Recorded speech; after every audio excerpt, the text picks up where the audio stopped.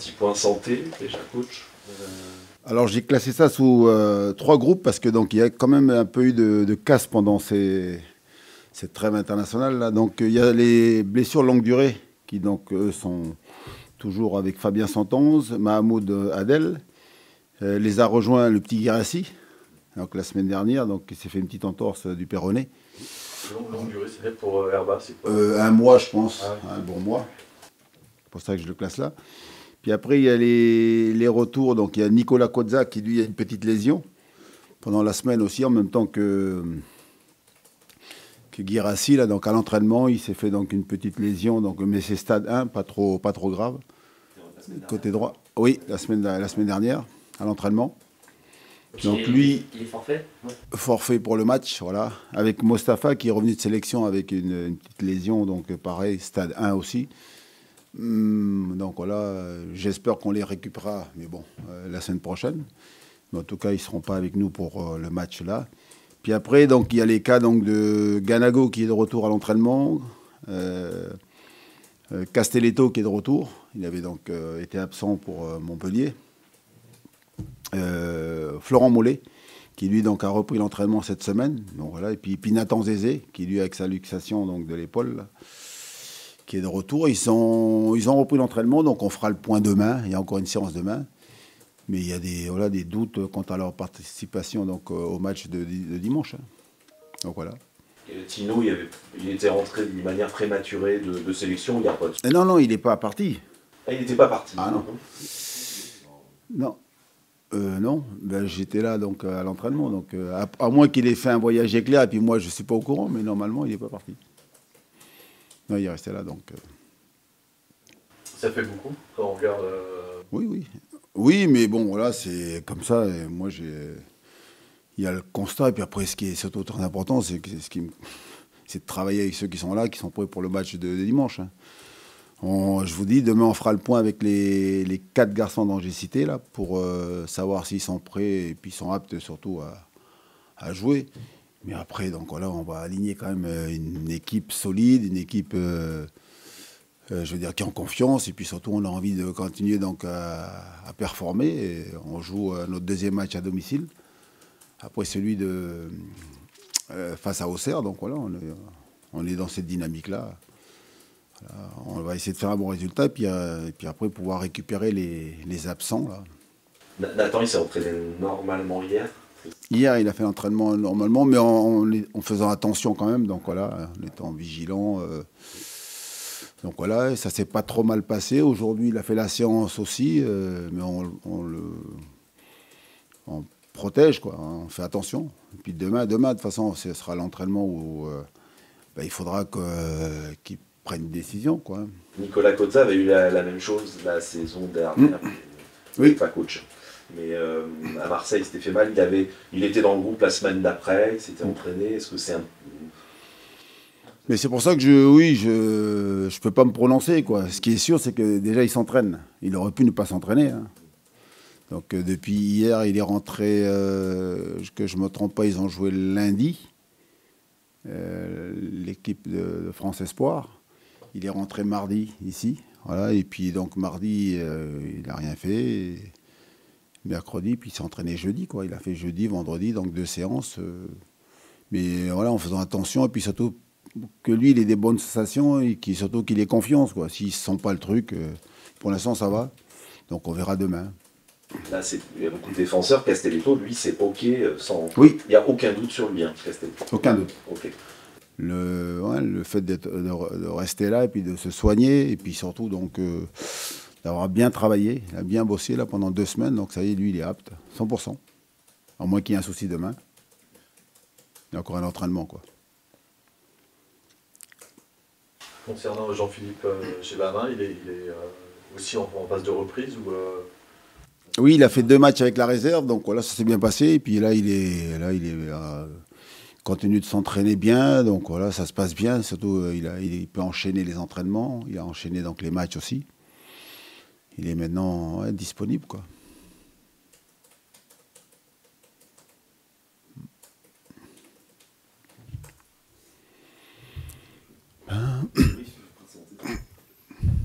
Un petit peu, quel est votre état d'esprit? Forcément, partir à la trêve avec 7 points, c'est relativement confortable. Du coup, quel est le message pendant la trêve?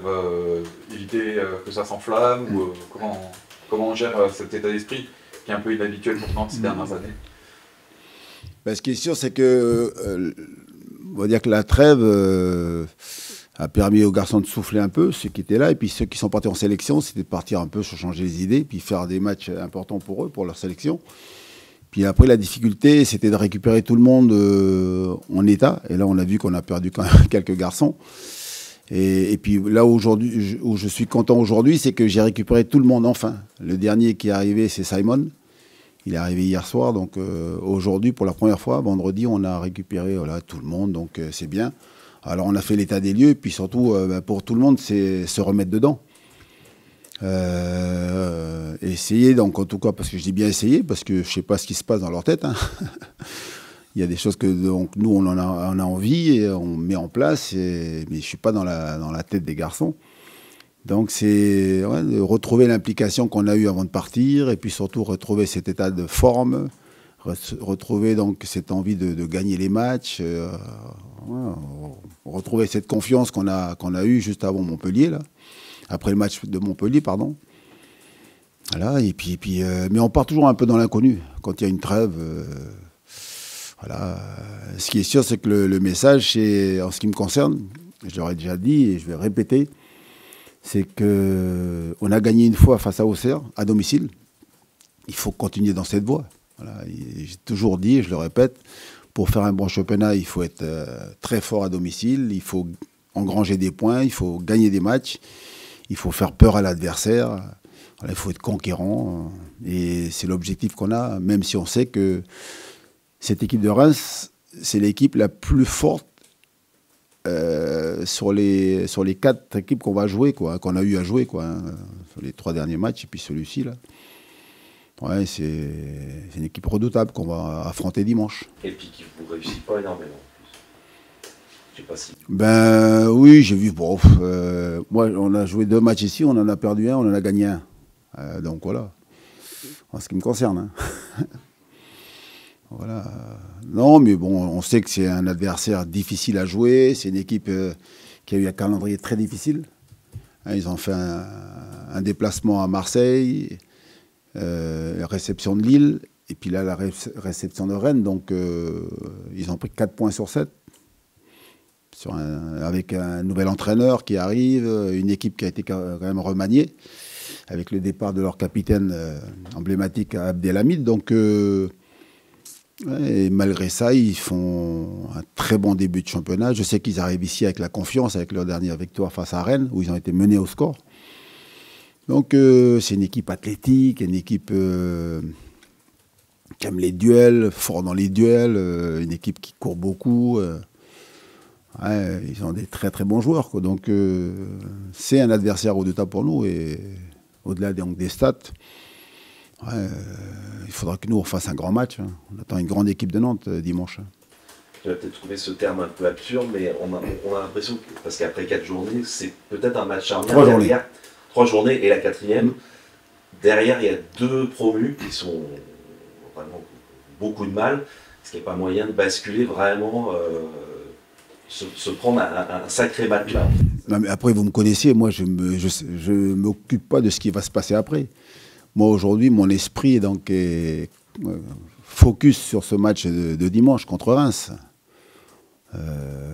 Pourquoi parler de ce qui va se passer après alors qu'il y a un match, on ne sait même pas donc, le résultat, et puis surtout qui pour nous est essentiel. Et j'insiste bien sur le match à domicile.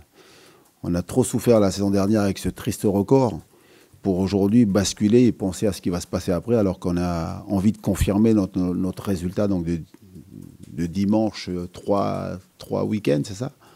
Avec la réception d'Auxerre où on a gagné difficilement.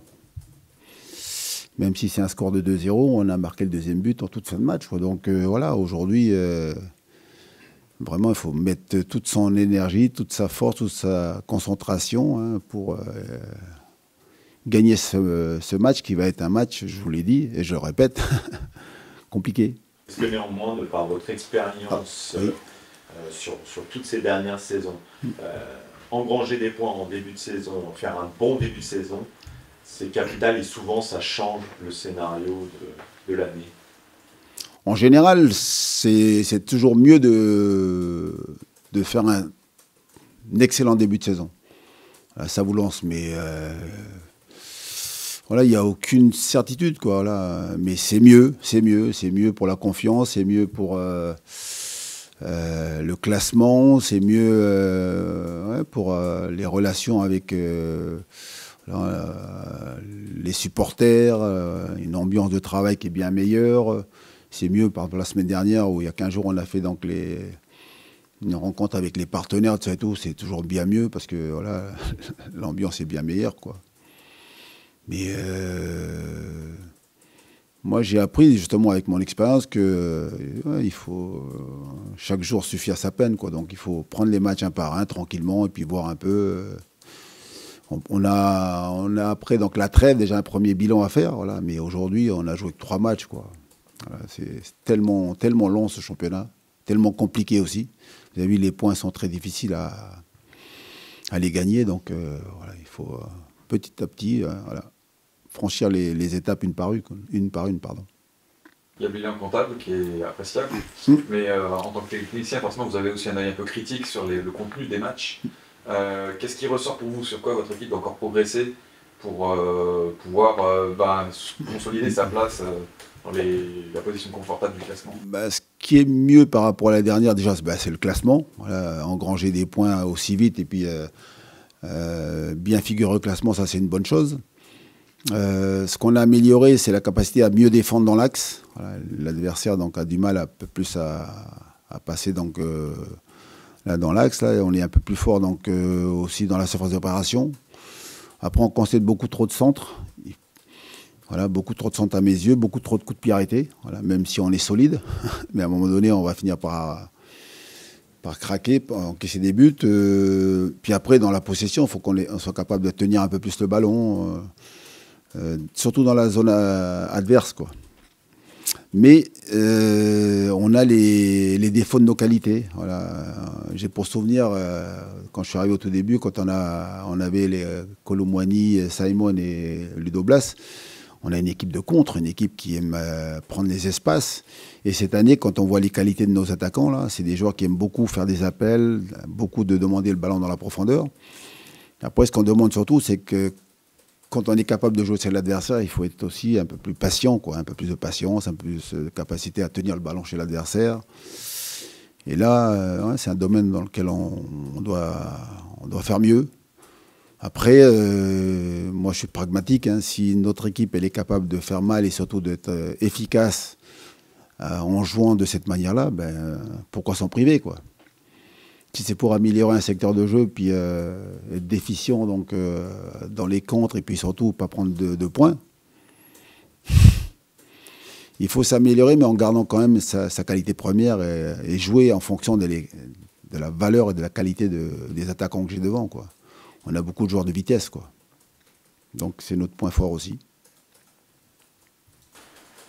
Dans l'effectif, l'un des points forts, c'est sans doute aussi la continuité, puisque un peu par la force des choses, les joueurs sont restés et que l'effectif est le même. Par défaut, c'est ça? Un petit peu. Certains joueurs étaient plus ou moins appelés à partir et finalement restent. Et ils jouent un rôle important dans l'équipe aujourd'hui. Justement, comment vous avez géré ça, vous, parce que parfois chez les joueurs, il y a peut-être un petit peu de frustration ou voilà, l'impression de stagner. Est-ce que vous avez un discours particulier envers ces joueurs-là pour leur dire que voilà, ils font encore partie du projet? Comment on gère ça? Mais non, mais c'est pas le discours que j'ai tenu moi, c'est surtout donc la chance que j'ai, c'est de les avoir tous les jours avec moi, c'est de voir donc leur attitude, leur comportement à l'entraînement. Donc, et puis après, dans les entretiens que j'ai avec eux, ils sont contents d'être là, ils se rendent compte que c'était compliqué pour eux, donc cette volonté de partir avec peu de clubs ou des clubs trop gourmands ou eux donc peut-être trop gourmands aussi, peu importe, mais il y a ce qu'on a envie de faire à un instant T et puis après ce qui se passe, la conjoncture, le marché, les droits TV et tout ça il faut prendre en compte. Et puis finalement donc je les vois au quotidien être heureux d'être là et puis finalement se dire on n'est pas si mal et puis après c'est leur travail qui m'intéresse le plus, hein. Ce ne sont pas trop les discours, c'est Là, ce qu'ils mettent dans les entraînements, et puis quand on les voit venir tous les jours avec la banane, ben, c'est vrai que c'est beaucoup plus facile, quoi. Et on a construit. Le bon début, pardon, Oui. de ce point de vue-là, le bon début de championnat, ça aide aussi à remobiliser justement des gens qui. Mais attention, le bon début de championnat, parce que eux, ils sont restés avec cette envie de faire une grande saison et puis surtout donc de ne plus répéter donc les résultats donc décevants et les matchs décevants et surtout donc les maintiens acquis dans la difficulté les saisons précédentes. C'est tout simplement ça. Hein. Il y a ce qu'on dit, puisqu'ils ont mis dans les entraînements, et puis après, donc, je me souviens de ce premier match à Toulouse où on est en difficulté. Mais dans la difficulté, ils se sont serrés les coudes, ils ont continué à travailler, continué à aller chercher ce petit point-là, qui finalement donc, donne raison donc, dans le fait qu'ils sont là et ils ont envie de s'accrocher, se battre. Et si tu te bats, t'accroches, à un moment donné, tu bascules dans le bon sens, quoi. Et voilà, les résultats sont arrivés parce que ils ont pas lâché, quoi. J'aime bien ça, là. Parler de résilience, là, dans la difficulté, c'est capable d'affronter les problèmes et non pas les rejeter et surtout fuir devant les situations problématiques, quoi. Pour revenir sur le sujet des trêves internationales, est-ce que vous estimez qu'il y en a trop dans une saison quand on voit le nombre de blessés qu'il y a au FC Nantes et pas que dans d'autres clubs? Est-ce que celle-ci arrive trop tôt dans la saison, justement? Mais après, c'est le calendrier qui fait comme ça. Donc moi, je ne fais pas partie donc, des instances du foot là, qui décident donc, de ce qui se passe au niveau des calendriers. Mais par contre, ce que je trouve, moi, c'est que c'est bizarre. On a fait 3 matchs, on fait une coupure. Là, je vois, on va faire 4 matchs, on va faire une coupure. Et puis à un moment donné, on va enchaîner, je sais pas moi, 6-7 matchs. Donc voilà, c'est... Les coupures, on n'a pas le choix parce qu'il y a les matchs internationaux, il y a les matchs de qualif à jouer. Mais oui, si on pouvait donc, nous on aimerait, par contre, on en discute entre nous, les entraîneurs, tout ça et tout, faire 5-6 matchs, voilà, puis après couper, c'est bien, c'est des bonnes moyennes, quoi. Mais là, 3 matchs, c'est arrivé très vite. On n'avait pas lancé donc, la machine, que vous avez été, entre guillemets, coupé dans votre élan. Après, ça dépend aussi, parce que quand vous avez des mauvais résultats, vous êtes content quand il y a la coupure arrive très vite pour que vous puissiez travailler mieux et puis après pouvoir espérer donc, que ça reparte différemment, quoi. Est-ce que ça peut expliquer qu'il y ait des nombreuses blessures, justement? Je sais pas. Je peux pas vous expliquer, moi. Mais bon, ce qui est clair, c'est que voilà, vous jouez 3 matchs et puis vous vous arrêtez parce qu'il y a une trêve. Pour nous, c'est plutôt ennuyeux, ça. Voilà. On n'a pas le temps donc, de travailler un peu plus sur la durée, quoi, avec les joueurs, quoi. Vous avez souvent dit que c'était compliqué de lancer les jeunes quand le contexte était difficile, avec une recherche de points, etc. Là, vous êtes dans un contexte qui peut permettre de faciliter ça, on l'a vu déjà. C'est quelque chose que vous souhaitez poursuivre au maximum? Il y a, oui, le souhait, puis après, donc, là, on voit là, le petit Guirassy, quoi. Il se blesse aussi parce que les charges de travail sont peut-être différentes pour eux, donc c'est nouveau et c'est beaucoup plus dur. Mais oui, dans l'esprit, c'est ça, quoi. Toujours intégrer les jeunes, et on a de bons jeunes, et les accompagner pour justement voir les qualités qu'ils ont. Mais toujours avec la condition qu'ils soient performants, et puis que ce soit un plus pour l'équipe, et puis surtout qu'on soit capable d'être performants sur le terrain, quoi. Lors de votre premier passage, vous disiez qu'il n'y avait pas forcément le niveau attendu du côté des joueurs du centre de formation. Est-ce que là, leur expérience de la Youth League, vous avez le sentiment que c'est plus costaud qu'il y a 2 ans? Oui, c'est bien mieux. Après, oui, c'est bien mieux, bien mieux. Alors, c'est pour ça qu'aujourd'hui, on a beaucoup de jeunes qui s'entraînent déjà, ça c'est bien. Et puis, plus il y en a qui s'entraînent, plus on voit donc le niveau qu'ils ont, les qualités qu'ils ont. Et après, à eux de gagner donc, leur place dans le groupe, et puis après, gagner leur place sur le terrain, quoi. Mais il y a du boulot, mais il y a des jeunes de qualité, quoi. Alors, on en a intégré beaucoup, et j'espère qu'on va continuer dans cette voie, quoi. En quoi c'est bien mieux? En quoi c'est bien mieux sur ces jeunes-là que ceux? Non, mais parce que voilà, je pense que leur parcours l'année dernière en Youth League a démontré qu'il y a des jeunes de qualité, même si, attention, le niveau de la Youth League, on les a vus sur les premiers matchs, mais eux, c'était très compliqué. Moi, j'ai tous les jours à l'entraînement, donc je vois que l'écart avec le Ligue 1, c'est 3 mondes, j'allais dire. Il y a beaucoup d'écart.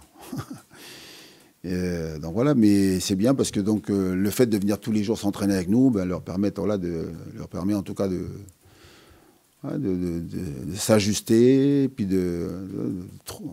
trouver un niveau intéressant qui leur permette justement donc, de commencer on le voit là, de plus en plus dans le groupe.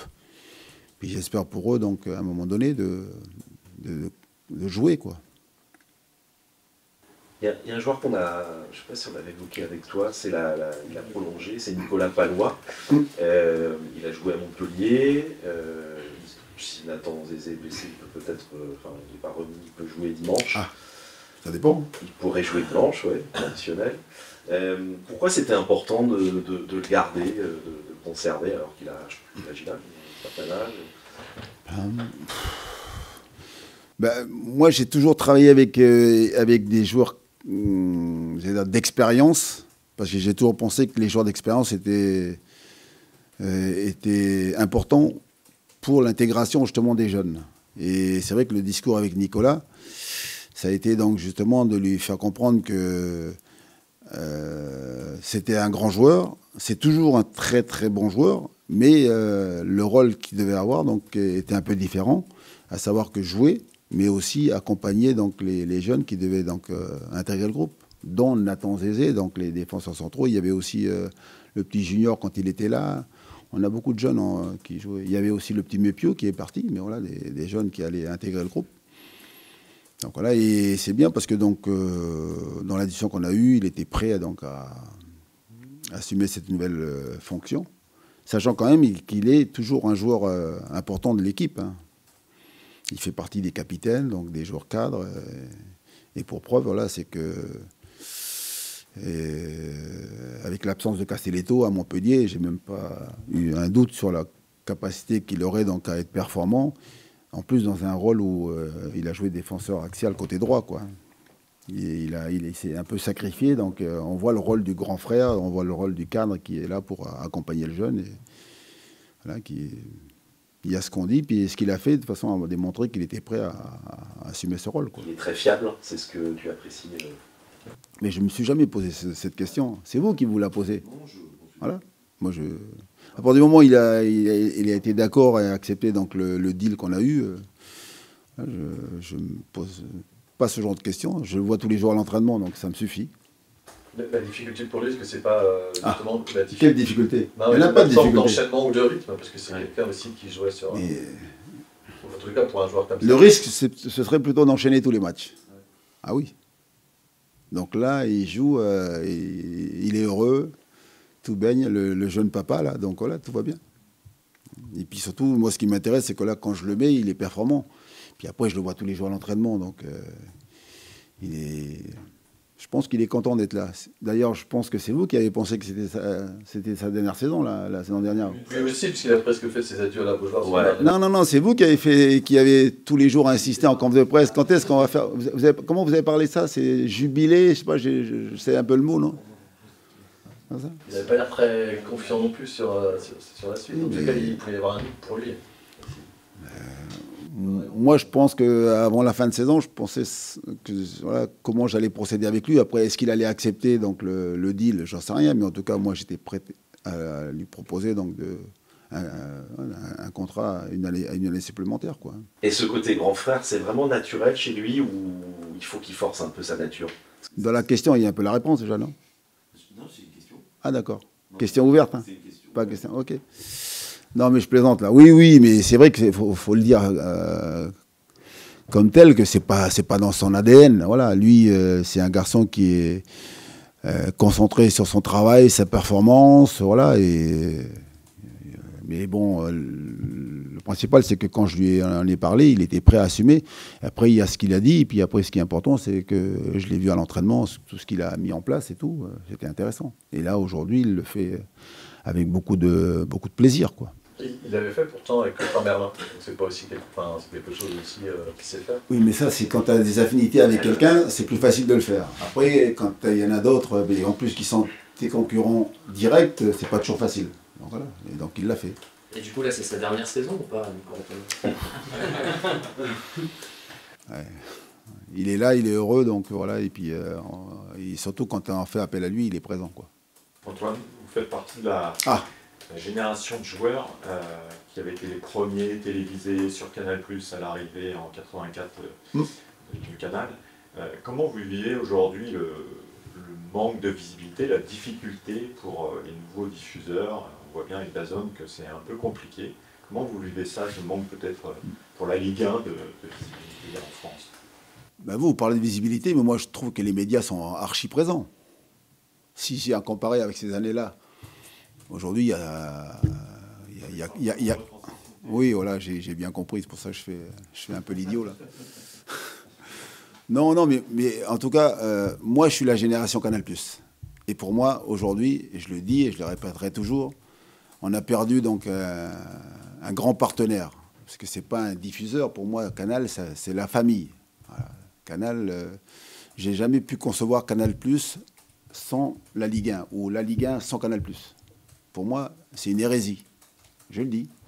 C'est même une grosse connerie. Voilà, avec mes mots à moi, mais je sais de quoi je parle quand je sais que la Canal, tant en termes de droits TV, mais surtout en qualité donc, de prestations. Là, eux, ils ont toujours mis en avant la Ligue 1. Ils ont donc, ils ont tout fait pour que la Ligue 1 devienne donc un championnat reconnu. Donc voilà. Et aujourd'hui, ne pas avoir Canal+, pour moi, c'est une grande perte pour le football français. Voilà. Après, aujourd'hui, les diffuseurs, vous pouvez mettre les diffuseurs que vous voulez, ils ne peuvent pas lutter avec Canal+, dans le sens où la présence, voilà, ça fait, je crois qu'ils ont fait quoi, 40 ans 40 ans de présence, voilà, donc ça ne se remplace pas comme ça. Pas possible. L'expertise, les compétences, tous les consultants qu'ils ont toujours d'ailleurs, parce que maintenant ils font la Ligue des Champions, voilà, la Coupe d'Europe, ils sont sur les Coupes d'Europe. Pour moi, c'est une grande perte. Voilà. Alors c'est sur le plan professionnel, mais aussi sur le plan affectif, en ce qui me concerne. Hein. Vous avez fait un abonnement à DAZN? Je vais le prendre, ouais, honnêtement. Ouais. Là, non, mais voilà, parce que c'est... Ouais, j'ai pas le choix dans le sens où je dois montrer l'exemple, et surtout c'est mon travail, quoi. Merci à tous. Voilà, merci à vous. Merci beaucoup. Bonne journée.